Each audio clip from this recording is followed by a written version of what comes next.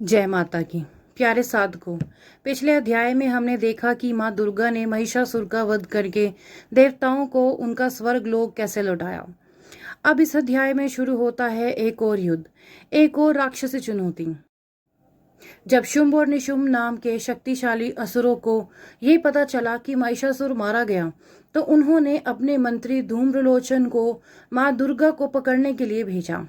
देवी हिमालय पर स्थित थी, शांत, तेजस्वी और दिव्य। उसी समय वहां पहुंचा धूम्रलोचन, महाशक्तिशाली राक्षस, अहंकार से भरा हुआ। उसने माँ दुर्गा को देखा और घमंड में बोला, हे स्त्री, तू यहाँ अकेली क्या कर रही है? तुझे नहीं पता हमारे स्वामी शुंभ निशुंभ तुझसे विवाह करना चाहते हैं। उन्होंने तुझे बुलाया है, चल हमारे साथ।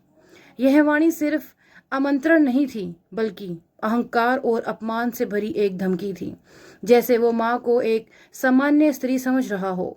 माँ, जो मुझे जबरदस्ती ले जाने की कोशिश करेगा वो यही नष्ट हो जाएगा। मैं किसी की दासी नहीं हूँ जो आदेश पर चलूं।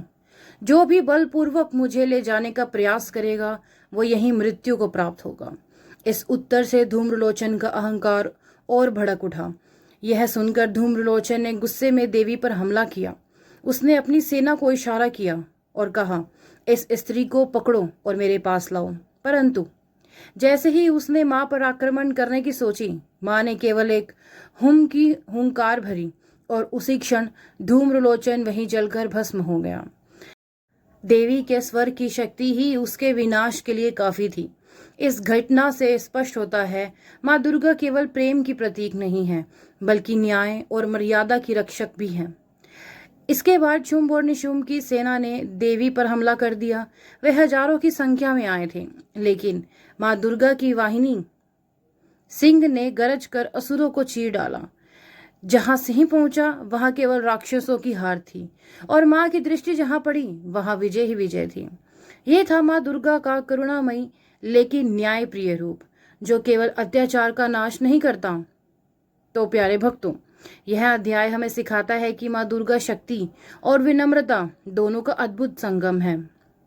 जब कोई भक्त उन्हें सच्चे मन से बुलाता है तो माँ उसकी रक्षा करती हैं, पर जब कोई उन्हें अपमानित करने की कोशिश करता है तो वो राक्षसों का नाश भी करती हैं। अगर आपको माँ दुर्गा की ये लीला प्रेरणादायक लगी हो तो इस वीडियो को लाइक ज़रूर करें, चैनल को सब्सक्राइब करें और कमेंट में जय माँ चामुंडा ज़रूर लिखिएगा। जय माता दी।